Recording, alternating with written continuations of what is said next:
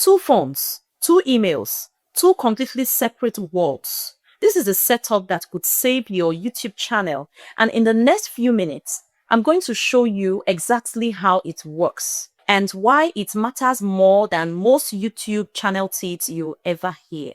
Hello and welcome.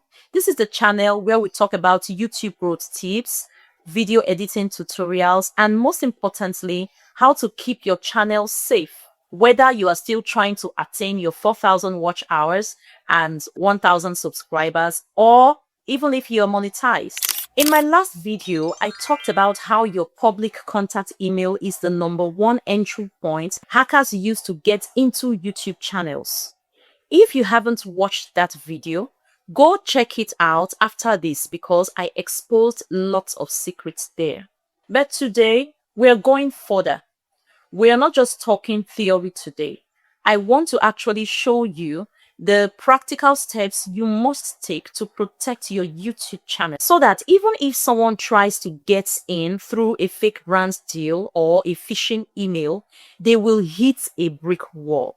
This is one of those YouTube growth tips that has nothing to do with content, but everything to do with making sure the channel you're working so hard to grow is still yours tomorrow. So here is what I want you to do. See this phone in my right hand? This is your YouTube phone, okay? This is the device where your YouTube channel Gmail is logged in. The email you use to actually create and set up your channel. Your YouTube studio is opened here. Your backend, your analytics, your settings, everything. This device is essentially the key to your channel. Now, this phone on my left, this is your contact form. This is where your public business email is opened. The one you put on your about page for brand deals, collaborations, and inquiries. That email that the whole world can see and use to contact you. Remember from what we talked about in the last video, this contact email should be completely separate from the one you use to set up your YouTube channel. Now, here's the rule.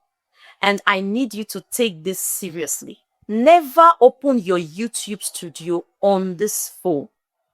Okay? Don't try it. And never log your public contact email into this phone. Again, don't try it. These two emails must never meet on the same device. Here's why it matters. Even if you don't have your YouTube setup email actively open on this device on my left, if you've ever opened YouTube Studio here, this device will hold some session login data. Now, hackers can extract that data and use it to access your channel without even needing your password. So, keeping the two emails physically separate on different devices removes that risk entirely. The flow looks like this. Someone finds your channel, sees your contact email on your about page and reaches out for a collaboration. That email lands on this phone. You read it there, you reply there, and handle all business there. If anything suspicious comes through a weird attachment or a file asking you to download something, the worst that can happen is limited to this contact account. Your actual YouTube channel is sitting on this other phone and is completely untouched. You see, this is one of the most underrated account security moves you can make, and it costs you nothing. Now, I know some of you are thinking, what if I have only one phone? You can apply the same logic with a laptop and a phone. So keep your YouTube studio strictly on one device and your contact email strictly on another device. The type of device doesn't matter. It can be a phone, a tablet, or a laptop, as long as there's a separation. Also, if you have previously logged in your YouTube backend, that's your YouTube studio, into the two devices before seeing this video and learning about this security strategy, then all you have to do is to decide which of the devices you want to use as your contact device. And when you have decided, you go ahead to format or reset it to factory settings. This will erase the previous session data linked to your YouTube channel. Again, and this is non-negotiable, please remember to turn on the two-factor authentication on both accounts.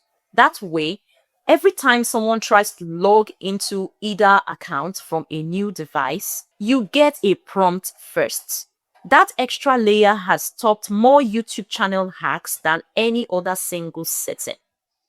These steps might feel like a lot upfront, but think about where you're trying to go. If you are working towards 4,000 watch hours, or trying to get your first 1,000 subscribers, or even if you're already monetized, losing your channel sets all of that back to zero. So protecting it is part of your YouTube growth strategy. Don't ever forget that. So to recap, remember, two separate emails, two devices, YouTube Studio on one, contact email on the other, and never allow the two to meet. That's the system. It's simple, it's free, and it's one of the most effective ways to grow your YouTube channel without the fear of waking up one day and finding it gone.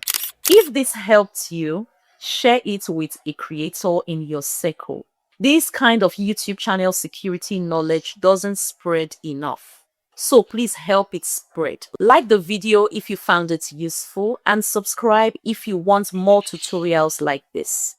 See you in the next video. Bye.